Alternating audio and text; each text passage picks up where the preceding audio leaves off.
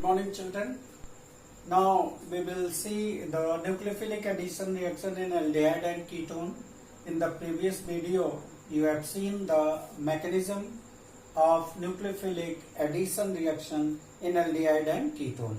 Then you have seen that why aldehydes are more reactive than ketones and why aromatic aldehydes are lesser reactive than aliphatic aldehydes towards the nucleophilic addition reaction. Then you have seen the addition of HCN and sodium bisulfide. Now we will take the next nucleophilic addition reaction where we will learn about the addition of alcohol to aldehyde and ketone. Now suppose you have here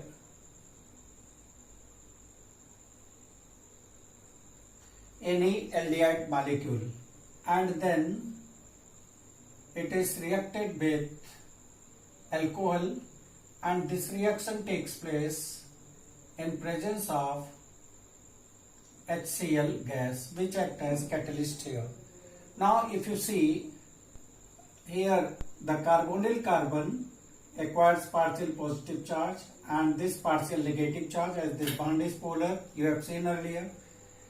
And in alcohol, if you see, then this is H plus and RO minus, this alkoxide ion act as nucleophile. Then this nucleophile attacks on this carbonyl carbon. This pi bond shifts to oxygen and then H plus goes to this oxygen. And what product is formed? It is like this. Here is hydrogen, here OH group and OR group. This product is called hemiacetal. Hemiacetal. Now, if it reacts with one more molecule of alcohol, then it loses water and gives product which is called dialkoxy derivative of alkane, and this is called acetal. So note that here this reaction involves the addition of two molecules of alcohol to aldehyde to finally get the acetal. Now in case of ketone, if you see the reaction with ketone, it forms cyclic ketal. When ketone is treated with ethylene glycol, this is ethylene glycol,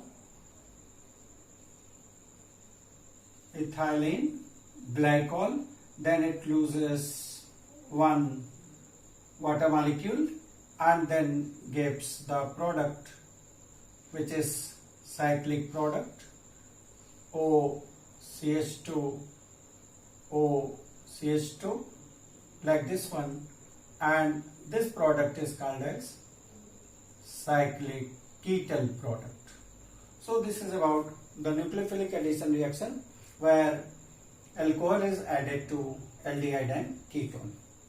Now next we will see the addition of Grignard reagent to the aldehyde and ketone. This is also the example of nucleophilic addition reaction. ठीक है बच्चों? So let us see the addition of Grignard reagent.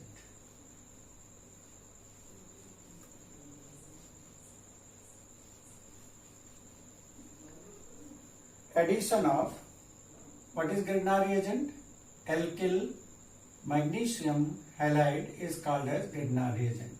So when any carbonyl compound, maybe formaldehyde, maybe other aldehyde, maybe ketone, is treated with RMGX. Now you know in RMGX it is organometallic compound because it contains carbon of organic group and metal bond. This bond is highly polar and it dissociates to give carbanion and magnesium bears positive charge. Now it is the source of carbanion you can say, and this carbanion act as nucleophile here.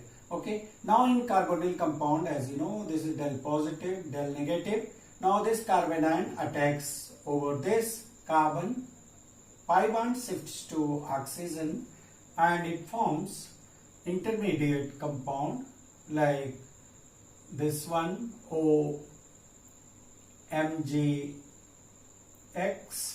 This is minus, this is plus, and this alkyl group attacks on this carbonyl carbon. Now then this intermediate product on hydrolysis in acidic medium, say this is ionic part, this is polar part in this molecule, so hydrolysis affects this bond, then this gives the product as R, OH, and then OH will attack on this one positive part, so OH minus, Mg and X. So this is byproduct and the alcohol is obtained as a product. Now in this reaction, if you change the nature of aldehyde, then automatically the nature of alcohol will change. So if you take SCHO, formaldehyde, then through this reaction, that is on treatment with RMgX followed by hydrolysis, then you get primary alcohol. Now if you take any other aldehyde through this reaction, then you get R2CHOH, that is secondary alcohol. Now if you take ketone like this through this reaction, then you get R3COH, that is tertiary alcohol. So this is children about the nucleophilic addition reaction in aldehyde and ketone. Now we will learn another important nucleophilic addition reaction where the nucleophile is weaker in nature and derived from ammonia. So let us see that important reaction. Okay, now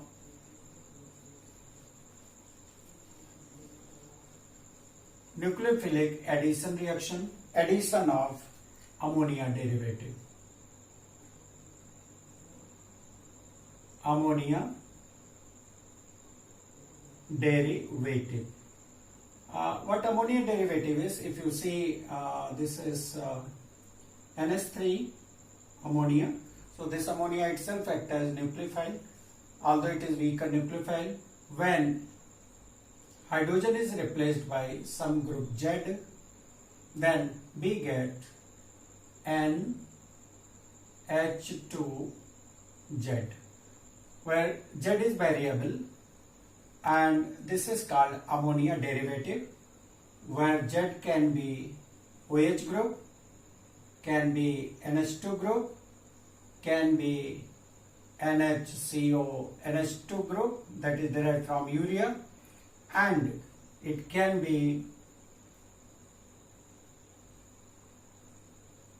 NH2, that is phenyl hydrogen, or it can be 2,4-DNP, 2,4-DNP, 2,4-dinitrophenyl and hydrogen. तो ये सभी ammonia derivative हैं. What happens actually in this reaction? As we know that ammonia derivatives, they are weak nucleophile. So the addition of ammonia derivative to carbonyl compound, it is catalyzed by presence of acid. When acid is present, then this acid increases the magnitude of positive charge over this carbonyl carbonatum, which makes it more susceptible, and it is attacked easily by this ammonia derivative, which is otherwise weak nucleophile. So let us see how you can represent this one.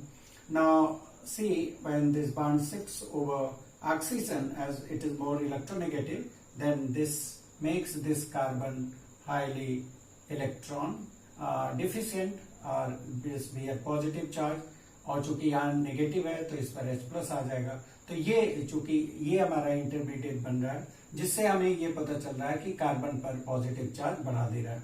लेकिन ध्यान रहे कि इस reaction mixture को it should not be too acidic, बहुत ज्यादा acidic नहीं होना चाहिए, अदरवाइज अमोनिया डेरिवेटिव उस एसिड से रिएक्ट करके साल्ट बना देंगे और न्यूक्लियोफिलिक रोल खत्म हो जाएगा। और it should not be too basic also, इसको बेसिक नहीं होना चाहिए मीडियम को। अगर ये बेसिक होगा तो उस बेसिक कंडीशन में जो कार्बोनिल कार्बन है उस पर जो पॉजिटिव चार्ज है वो ज्यादा नहीं होगा और जो अमोनिया डेरिवेटिव है उसका अटैक भी कम होगा। तो इसीलिए ध्यान रहे कि this reaction is carried out in presence of mild acid condition, और यहाँ पर पीएच जो है ये 4 के अराउंड इसको हम मेंटेन करते हैं। Now let us see how the product is form. तो बच्चों यहाँ पर प्रोडक्ट लिखने के लिए आप क्या करेंगे कि ये देखिए अब ये बन गया है हमारा दिस वन सी पर OH ग्रुप है लाइक दिस, और यहाँ पर अदर ग्रुप्स हैं। अब इसके बाद यहाँ पर पॉजिटिव चार्ज है और फिर है यहाँ अमोनिया डेरिवेटिव NH2Z, ठीक है। अब ये क्या करता है कि लोन पेयर इधर से डोनेट करेगा क्योंकि ये न्यूक्लियोफिलिक एंड है यहाँ पर, और ये जो इंटरमीडिएट बना रहा है क्या बन जाएगा, इस पर OH कर दीजिए और ये ऐसे ये N इस पर जुड़ गया, यहाँ पर ये हाइड्रोजन है और यहाँ पर Z है, इस पर पॉजिटिव चार्ज है, ठीक है। इसके बाद क्या होता है कि ये एक वाटर लूज करता है।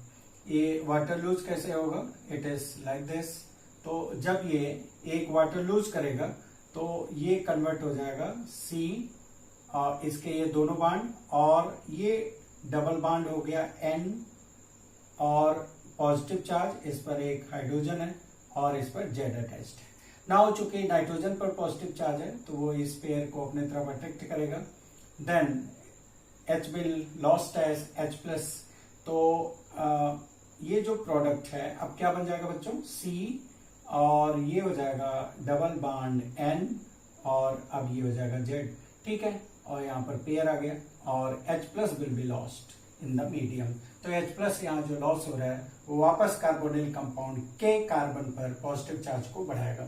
तो this is the product of addition of ammonia derivative to the aldehyde and ketone. अब हम Z की वैल्यू को OH, NH2, NHCO, NH2 से रिप्लेस करेंगे and then we will get the product accordingly. So let us see the reactions by taking one by one, okay.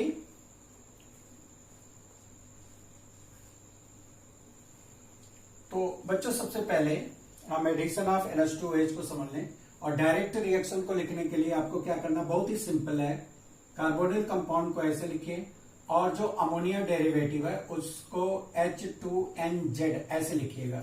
यहां से water को loss करा दीजिएगा, बाकी C को कार्बोनिल कार्बन को N के थ्रू इस डबल बॉन्ड से जोड़ दीजिएगा N से। तो ये हमारा C हो गया, डबल बॉन्ड के थ्रू N से जुड़ जाएगा और ये Z होगा, ये हमारा प्रोडक्ट है। तो अब जैसे मान लीजिए ये आपका कार्बोनिल कंपाउंड है और H2N Z की वैल्यू OH है। तो अगर Z की वैल्यू OH है तो इसको हम हाइड्रोक्सिलेमीन बोलेंगे बच्चों, ठीक है। हाइड्रोक्सिलेमीन है और यहाँ पर वाटर लॉस होगा और ये जो प्रोडक्ट बनाया ये डबल बॉन्ड क्या बन गया, NOH। इस प्रोडक्ट को ऑक्सीम बोलते हैं। तो अगर आप एल्डिहाइड लेंगे तो एल्डोक्साइन, कीटोन लेंगे तो कीटोक्साइन बन जाएगा। नाउ सेकेंड रिएक्शन इज, अगर आप कार्बोनिल कंपाउंड का रिएक्शन हाइड्रोजन से कराते हैं जहां Z की वैल्यू NH2 होगी, हाइड्रोजन, तो ये दोनों एंड से एज ए न्यूक्लियोफिलिक रोल कर सकता है, वाटर लॉस होगा और जो प्रोडक्ट बनेगा C double bond N NH2, तो ये जो प्रोडक्ट है वो है हाइड्रोजन। तो hydrogen is converted to hydrogen. कि अब ये जो थर्ड केस है, this is very very important, क्योंकि इससे रीजनिंग क्वेश्चन पूछा जाता है। यह सेमी कार्बोजाइट। अब आप देखिए, इसको हम इस तरह से लिखेंगे, जेड की value NHC double bond O NH2 है, यूरिया से डिराइव हो रहा है। यूरिया क्या होता है? NH2CO NH2 होता है, तो इसको इससे हमने जोड़ दिया है। अब ये यहाँ जो प्रोडक्ट बनेगा ये है सेमी कार्बोजाइट, दिस इज सेमी कार्बोजाइट, और जो प्रोडक्ट होगा वो सेमी कार्बेजोन बनेगा। प्रोडक्ट बनाने का तरीका वही है, ये इससे वाटर लॉस होगा, और वाटर लॉस होने के बाद ये कार्बोनिल कार्बन इस नाइट्रोजन से डबल बॉन्ड के थ्रू जुड़ जाएगा, ठीक है। फिर ये जुड़ेगा NH से, और फिर ये C double bond O NH2। अब क्वेश्चन जो पूछा जाता है वो ये है कि दिस इज सेमी कार्बेजोन, ये क्या हो गया?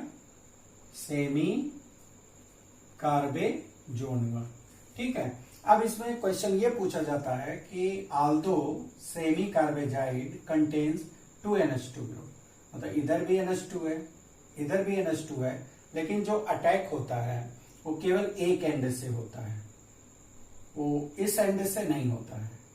अटैक उस एंड से होता है जो NH2 N से जुड़ा हुआ है। तो ऐसा इसलिए होता है क्योंकि जो एंड NH2CO से जुड़ा हुआ है तो उसका जो लोन पेयर है CO के साथ रेजोनेंस में आ जा रहा है, and the lone pair over nitrogen it is withdrawn towards oxygen by resonance. तो जो लोन पेयर नाइट्रोजन पर है वो रेजोनेंस से कहां जा रहा है? ऑक्सीजन पर आ जा रहा है। इसीलिए इस एंड से जो न्यूक्लियोफिलिक रोल है वो क्या हो जाएगा बच्चों? खत्म हो जाएगा या कम होगा, और जो दूसरा एंड है इस पर जो लोन पेयर है इसकी अवेलेबिलिटी ज्यादा है, so that's why the attack takes place through this end only. So although it contains 2 NH2 group, but the attack takes place from one end only, because at another end the lone pair on nitrogen is involved in resonance with CO group and the lone pair is withdrawn towards oxygen like this one. तो ये रहा बच्चों इस पर जो reasoning question है। और अब जो बहुत ही इंपॉर्टेंट रिएक्शन है जो अमोनिया डेरिवेटिव का है वो है 2,4-DNP से। बच्चों ये रिएक्शन टेस्ट भी है एल्डिहाइड और कीटोन के लिए, या कार्बोनिल कंपाउंड आप बोलिए, कार्बोनिल कंपाउंड के लिए, कि एक कार्बोनिल कंपाउंड है और उसको 2,4-DNP, या एक ऑर्गेनिक कंपाउंड है, ऐसा आप बोलिए कि एक ऑर्गेनिक कंपाउंड है और उसको हम 2,4-DNP से ट्रीटमेंट करते हैं तो वो ऑरेंज या रेड कंपाउंड फॉर्मेशन करता है, प्रेसिपिटेट या सॉल्यूशन होता है। तो वो कंपाउंड क्या होगा? तो वो कंपाउंड बच्चों एल्डिहाइड और कीटोन हो सकता है, तो या कोई भी कार्बोनिल कंपाउंड में भी एल्डिहाइड में भी कीटोन। अब रिएक्शन कैसे लिखेंगे? ये बच्चों वो कार्बोनिल कंपाउंड हुआ जिसमें कार्बोनिल ग्रुप है C डबल बॉन्ड O, और यहां पर फिर होगा वो रिएजेंट क्या है? 2,4-DNP। 2,4-DNP हम कैसे लिखेंगे? पहले लिखिए हाइड्रोजीन, तो हाइड्रोजीन में क्या होता है? NH2 NH2, लेकिन एक हाइड्रोजन को आप फिनाइल ग्रुप से रिप्लेस कर दीजिए, तो अब ये क्या हो गया? फिनाइल हाइड्रोजीन हो गया। यहां तक हो गया। अब ठीक है, यहां पर जो पोजीशन 2 है यहां पर NO2 लगाइए और 4 पर भी NO2 लगाइए, तो अब इसका नाम हो गया रिएजेंट का 2,4-DNP, मतलब 2,4-डाइनाइट्रो P से फिनाइल हाइड्रोजीन, तो ये होगा 2,4-डाइनाइट्रोफेनिल और ये हाइड्रोजन। अब प्रोडक्ट लिखना आसान है, यहां से वाटर लॉस होगा और जो प्रोडक्ट है वो बच्चों क्या बन जाएगा? ये C है और ये डबल बॉन्ड है N है, फिर NH है और फिर इससे ये जुड़ा हुआ है NO2 यहाँ पर 2 और 4 पोजीशन पर, तो ये हमारा है 2,4-डाई-नाइट्रो-फिनाइल हाइड्रोजोन। यहां था phenyl hydrazine and it is converted into two four dinitrophenyl hydrazone. ये ऑरेंज आर रेड कलर का होगा। अगर ऐसा बिहेवियर शो कर रहा है तो वो कंपाउंड हमारा कार्बोनिल कंपाउंड होगा। तो बच्चों इस तरह से रहा addition of ammonia derivative to aldehyde and ketone. इसके बाद हम नेक्स्ट रिएक्शन लेंगे रिडक्शन रिएक्शन। ठीक है, so let us see another reaction in aldehyde and ketone, that is reduction reaction.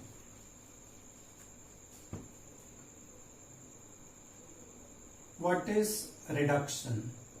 Reduction means addition of reduction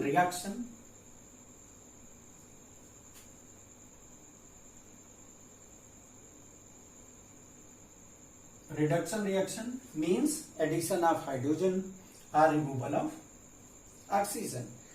So what happens when aldehyde and ketone they are reduced? तो यहां पर दो reduction है, दो तरह का। एक है पार्शियल रिडक्शन,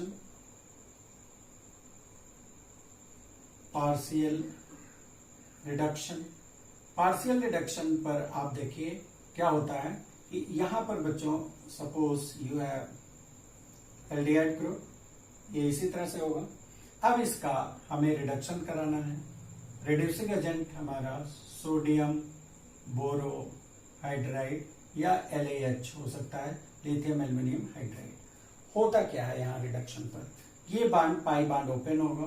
तो अगर ये ओपन होगा तो अब क्या बन जाएगा, ये बन जाएगा इस तरह से। ठीक है, तो जब ये पाई बांड ओपन हुआ तो एक बैलेंस यहाँ क्रिएट हुई, एक यहाँ, यही दोनों पर हाइड्रोजन आप जोड़ दीजिए बस। अब ये आपको क्या मिल गया, प्राइमरी अल्कोहल। तो अगर पार्शियल रिडक्शन हो रहा है तो जो हमारा एल्डिहाइड है वो प्राइमरी अल्कोहल देगा। सिमिलरली अगर हमारे पास कीटोन हो तो यहाँ पर ये दोनों आर हैं। सिमिलर रिएक्शन से तो आप देखेंगे यहाँ भी ये बॉन्ड ओपन होगा। तो अगर ये ओपन होगा तो लाइक दिस, इस तरह से। अब यहाँ पर एक हाइड्रोजन यहाँ पर CHOH ग्रुप, तो ये हो जाएगा सेकेंडरी अल्कोहल। तो बच्चों अगर पार्शियल रिडक्शन हो रहा है तो जो एल्डिहाइड होंगे वो प्राइमरी अल्कोहल देंगे और जो कीटोन्स होंगे वो सेकेंडरी अल्कोहल देंगे। यहाँ पर एक दूसरा रिडक्शन है जो कंप्लीट रिडक्शन है। तो अगर एल्डिहाइड और कीटोन का कंप्लीट रिडक्शन हो रहा है तो ये हाइड्रोकार्बन में कन्वर्ट हो जाते हैं या एल्केन बना देते हैं। So let us see complete reduction reaction.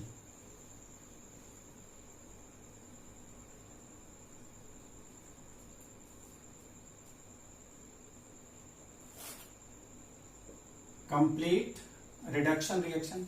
तो अब कंप्लीट रिडक्शन में आप देखेंगे तो यहां पर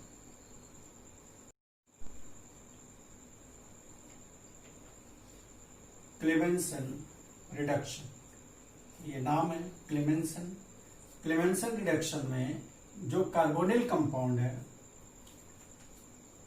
C double bond O, may be aldehyde may be ketone, इसका रिडक्शन जिंक, मरकरी एमलगम और कॉन्क HCl से करते हैं। ये इसका रिड्यूसिंग एजेंट है क्लेमेंसन रिडक्शन का।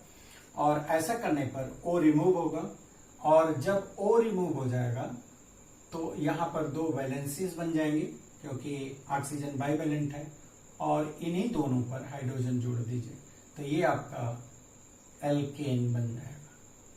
ये रिएक्शन एरोमेटिक और एलिफेटिक दोनों तरह के एल्डिहाइड और कीटोन देते हैं। अगर यहाँ क्लेमेंसन रिडक्शन होगा तो ये हाइड्रोकार्बन में कन्वर्ट हो जाएगा लाइक दिस। ठीक है, एल्केन हमें मिल जाएगा या एल्किल बेंजीन बन जाएगा। तो इन रिएक्शंस में अगर आप देखेंगे तो होता क्या है कि जो C डबल बॉन्ड O है ये चेंज हो जाएगा CHH में, एल्केन बन जाएगा। बस यही इतना होना। तो इसके लिए हम क्लेमेंसन रिडक्शन, या दूसरा है यहाँ पर वुल्फ किस्लर रिडक्शन रिएक्शन, ये सेकंड है।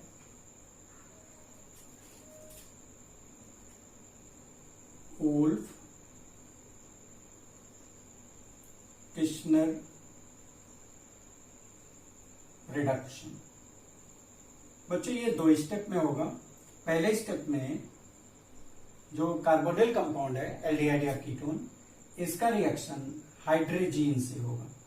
आप पहले रिएक्शन देख चुके हो अमोनिया डेरिवेटिव का।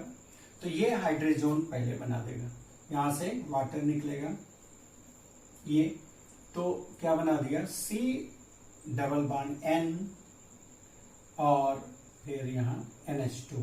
ठीक है, इसके बाद क्या करना है कि इसको इथाइलिन ग्लाइकॉल और KOH के साथ इथाइलिन ग्लाइकॉल में, इथाइलिन ग्लाइकॉल इसलिए लेते हैं क्योंकि इसका बॉइलिंग पॉइंट ज्यादा होता है, तो इसको हम बॉयल कर सकते हैं। इसको हीट करना है। जब आप हीट करेंगे तो यहां से ये नाइट्रोजन इवॉल्व होगी, नाइट्रोजन इज इवॉल्व्ड, और ये दोनों हाइड्रोजन C से जुड़ जाएंगे और यहाँ का जो प्रोडक्ट होगा again alkane will be the product, या हाइड्रोकार्बन बन जाएगा। तो ये दोनों रिएक्शंस बहुत ही इंपॉर्टेंट हैं क्योंकि इन रिएक्शन से देखिए जो फंक्शनल ग्रुप है, वो जो हमारा चेन है, जो ऑर्गेनिक कंपाउंड है, उससे फंक्शनल ग्रुप रिमूव हो जा रहा है और हमें पेरेंट हाइड्रोकार्बन वापस मिल जा रहा है। अब अगर आपको एल्केन को वापस एल्डिहाइड या कीटोन में कन्वर्ट करना हो तो एल्केन से हेलो एल्केन से अल्कोहल, अल्कोहल से फिर ऑक्सीडेशन PCC कराइए, एल्डिहाइड बनेगा, फिर अकॉर्डिंगली अगर सेकेंडरी अल्कोहल है तो कीटोन बनेगा। तो लेकिन अगर आप एल्डिहाइड और कीटोन को डायरेक्टली आप हाइड्रोकार्बन में कन्वर्ट करना चाह रहे हैं तो ये these are 2 famous reactions, these are very important reactions. Clemmensen reduction, zinc mercury amalgam conc HCl, इसका रिएजेंट है कार्बोनिल कंपाउंड, सीधे हाइड्रोकार्बन में कार्बोनिल, ये जो ऑक्सीजन है इसको हटाना है, यहाँ पर 2 वैलेंसीज होंगी, दोनों पर हाइड्रोजन जोड़ देना है। क्लियर बच्चों? तो ये रहा reduction reaction. Next we will see the oxidation reaction.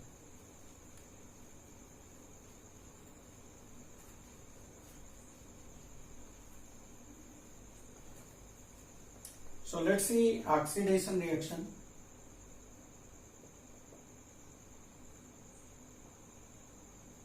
Oxidation reaction.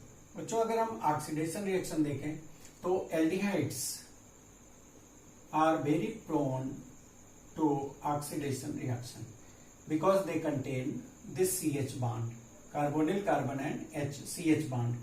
This CH bond can be easily oxidized to COH bond. तो यहाँ का जो प्रोडक्ट होगा वो क्या बन जाएगा? Carboxylic acid.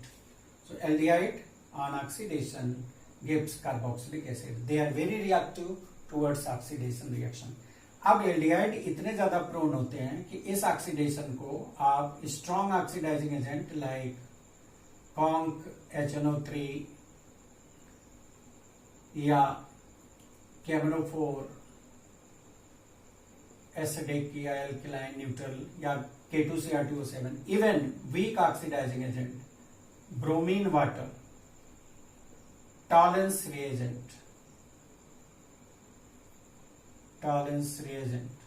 और Fehling solution. So aldehydes are very prone towards oxidation reaction. तो ये ऑक्सीडेशन हम स्ट्रॉन्ग ऑक्सीडाइजिंग एजेंट या वीक ऑक्सीडाइजिंग एजेंट से भी करा सकते हैं। लेकिन अगर हम कीटोन्स को देखें तो बच्चों कीटोन को देखने के लिए हम एसीटोन को लेते हैं। हम इसको इस तरह से लिख ले रहे हैं, ठीक है। अब यहां पर ऑक्सीडेशन कराना है तो ऑक्सीजन हमें मिल रहा है कहां से? ऑक्सीडाइजिंग एजेंट से। चलिए ठीक है। अब जब भी ये ऑक्सीडेशन होगा, जो ऑक्सीडाइजिंग एजेंट है वो हमें क्या दे रहे हैं? ऑक्सीजन दे रहे हैं। अब आप देख रहे हैं कि कार्बोनिल कार्बन पर कोई हाइड्रोजन नहीं है, कार्बोनिल कार्बन सीधे C से जुड़ा हुआ है। तो ऐसे केसेस में, और जो ऑक्सीडाइजिंग एजेंट है वो केवल ऑक्सीजन दे रहा है, तो ऐसे केसेस में कीटोन का ऑक्सीडेशन एसिड में नहीं हो पाता है। कीटोन रजिस्ट करते हैं ऑक्सीडेशन के प्रोसेस को। हाँ, लेकिन अगर हम कीटोन्स को strong acidic oxidizing agent, strong acidic oxidizing agent like KMnO four in acidic medium या कॉन्क HNO3 से ट्रीटमेंट करें स्ट्रॉन्ग हीटिंग के साथ, तो उस समय ऑक्सीडेशन होगा, but it will take place with the cleavage of bond. तो जब बॉन्ड क्लीवेज होगा, अब आप देखिए कि चूंकि कार्बोनिल कार्बन पर कोई हाइड्रोजन नहीं है और ऑक्सीडाइजिंग एजेंट हमें ऑक्सीजन दे रहा है, तो हाइड्रोजन आएगा कहां से? क्योंकि कार्बोनिल कार्बन पर कोई H नहीं है, वो डायरेक्ट C से जुड़ा हुआ है, और जो हम ऑक्सीडाइजिंग एजेंट यूज कर रहे हैं वो केवल O दे रहा है। तो H को लाने के लिए जो एडजेसेंट CH बॉन्ड है उसी को तोड़ना पड़ेगा। तो चूंकि बॉन्ड क्लीवेज के लिए यहाँ पर बहुत ज्यादा एनर्जी चाहिए, इसीलिए कीटोन्स जनरली ऑक्सीडेशन को रेजिस्ट करते हैं, बट स्ट्रॉन्ग कंडीशन देने पर oxidation takes place with the cleavage of bond. तो जब यहाँ पर बॉन्ड क्लीवेज होगा तो मिक्सचर ऑफ प्रोडक्ट बन जाएंगे। अब यहाँ पर एक एसिड ये बन गया, अब यहां से चूंकि एक ही H यहां आ गया, अब यहाँ पर CH2 बचा, और ये CH2 भी एसिड में इस तरह से कन्वर्ट हो जाएगा CH2, और ये दोनों ऑक्सीजन ऑक्सीडाइजिंग एजेंट से आ रहे हैं। लेकिन चूंकि कंडीशन से स्ट्रांग है तो ये CH2 CO2 और H2O में भी कन्वर्ट हो सकता है। तो इस तरह से हमें एक मिक्सचर ऑफ प्रोडक्ट मिल जा रहा है, और इन प्रोडक्ट्स में जो नंबर ऑफ कार्बन एटम है स्टार्टिंग जो हमारा कीटोन है उससे कम है, इसीलिए इस प्रोसेस को ऑक्सीडेटिव डिग्रेडेशन बोलते हैं, क्योंकि प्रोडक्ट डिग्रेड हो रहा है, नंबर ऑफ कार्बन एटम कम हो रहे हैं, तो इसको बोलेंगे ऑक्सीडेटिव डिग्रेडेशन। एक चीज यहां पर आप ध्यान दीजिएगा कि अगर मान लीजिए जो कीटोन है उसमें अनसिमेट्रिकल है, मान लीजिए जो कार्बोनिल कार्बन है उसके दोनों तरफ number of carbon atom alkyl group में डिफरेंट है, तो जब ये ऑक्सीडेटिव डिग्रेडेशन होगा तो कार्बोनिल कार्बन ये जो है वो उस तरफ जाएगा जिधर से लोअर एल्किल ग्रुप इससे जुड़ा हो, वहां से ये बॉन्ड टूटेगा, ये आप ध्यान दीजिएगा।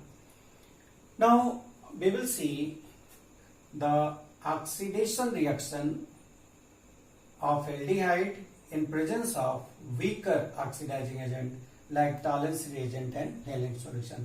बच्चों Tollens reagent और Fehling solution ये एल्डिहाइड को तो ऑक्सीडाइज कर सकते हैं, लेकिन कीटोन को ऑक्सीडाइज नहीं कर सकते हैं, क्योंकि कीटोन का ऑक्सीडेशन बहुत ही स्ट्रॉन्ग कंडीशन में होता है। तो इस रिएक्शन का यूज हम एल्डिहाइड और कीटोन को डिस्टिंग्विश करने के लिए यूज कर सकते हैं। So let us see oxidation of aldehyde by using Tollens reagent. तो सबसे पहले ये है कि टॉलेंस रिएजेंट क्या है। बच्चों टॉलेंस रिएजेंट क्या होता है? ये टॉलेंस रिएजेंट ये अमोनिकल सिल्वर नाइट्रेट सॉल्यूशन होता है। Ammoniacal silver nitrate solution. अब इसको बनाने के लिए कैसे बनाते हैं? सबसे पहले हम एक टेस्ट ट्यूब में सिल्वर नाइट्रेट ले लेंगे, ठीक है, AgNO3 एक्वा सॉल्यूशन हमने ले लिया। फिर इसमें हम अमोनियम हाइड्रोक्साइड ड्रॉप वाइज मिलाते हैं, तब तक जब तक कि यहाँ पर ब्लैक प्रेसिपिटेट बनता रहे। इसके बाद फिर उसी में हम NaOH मिलाएंगे, ठीक है। अब जब हम NaOH मिलाएंगे तो जो हमारा प्रेसिपिटेट होगा वो क्या कर जाएगा? डिजॉल्व हो जाएगा, और हमारा टॉलेंस रिएजेंट रेडी हो जाएगा। इसके बाद फिर बच्चों क्या करते हैं, ये अमोनिकल सिल्वर नाइट्रेट सॉल्यूशन आप ऐसा भी कर सकते हैं कि AgNO3 ले लीजिए, उसमें NaOH मिला दीजिए जब तक प्रेसिपिटेशन हो। फिर उसके बाद अमोनियम हाइड्रोक्साइड इतना मिलाइए कि उससे अमोनिया की स्मेल आने लगे। आप उस सॉल्यूशन को भी as a Tollens reagent use कर सकते हैं। तो यहाँ पर जो फ्रेशली प्रिपेयर्ड टॉलेंस रिएजेंट है उसमें जो एक्टिव स्पीसीज है, जो अमोनिकल सिल्वर नाइट्रेट है, जो टॉलेंस रिएजेंट है, उसका फार्मूला हम AgNH3 होल ट्वाइस या नाइट्रेट या OH ग्रुप हम लिखते हैं क्योंकि ये एल्कलाइन होगा। तो ये हमारा फार्मूला है टॉलेंस रिएजेंट का। अब इसके बाद बच्चों इसमें हम क्या करते हैं कि एल्डिहाइड हमने मिला दिया। एल्डिहाइड मिलाने के बाद फिर इसको हम वाटर बाथ में हीट करते हैं 3 to 5 मिनट्स के लिए। तो जब हम बच्चों इसको गर्म पानी में रख देते हैं, आप ऐसे जानिए, तो जब आप गर्म पानी में रखेंगे तो आप देखेंगे कि जो टेस्ट ट्यूब का पोर्शन है, यहाँ पर आपने फिर इसमें एल्डिहाइड मिला दिया और फिर आपने इसको एक वाटर बाथ में, या यहाँ पर हॉट वाटर है इसमें रख दिया। तो आप देखेंगे कि जो टेस्ट ट्यूब का साइड है, यहाँ पर कुछ ब्लैक कलर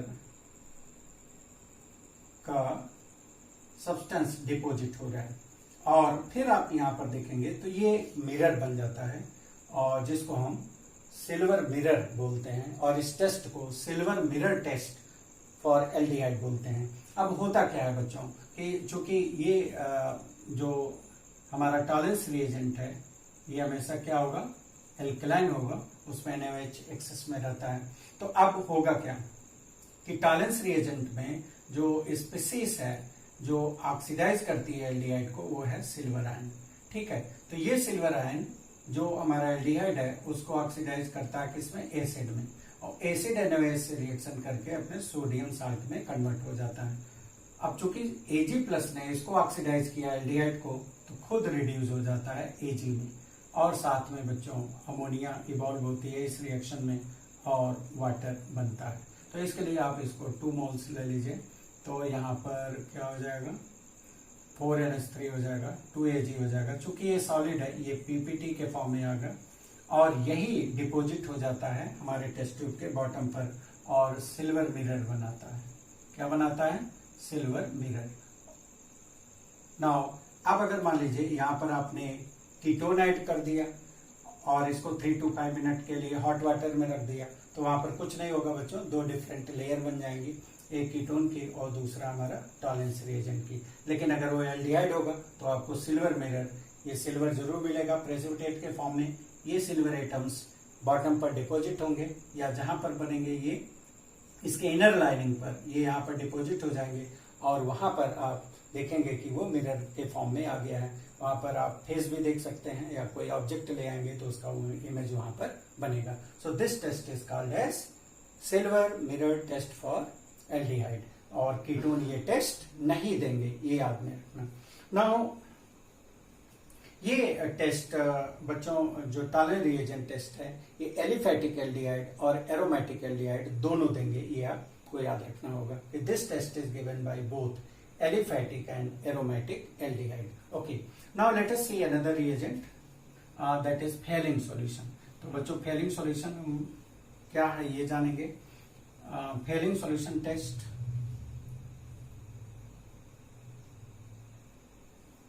Fehling solution, तो बच्चों Fehling solution क्या है, ये 2 तरह का होता है। एक होता है Fehling solution A और दूसरा होता है Fehling solution B। Fehling solution A में क्या होता है, aqueous solution of copper sulphate होता है, लेकिन जो Fehling solution B है ये alkaline solution of sodium potassium tartrate होता है। सोडियम पोटेशियम टार्टेरेट या इसी को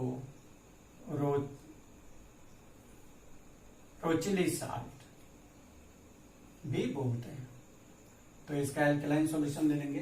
तो जब हमें ये टेस्ट करना होता है तो Fehling सॉल्यूशन A और B को इक्वल वैल्यू में, से फॉर 2 ml हमने Fehling सॉल्यूशन A ले लिया, फिर उसके बाद 2 ml Fehling सॉल्यूशन B ले लिया। अब इसी में हम एल्डिहाइड मिला देते हैं।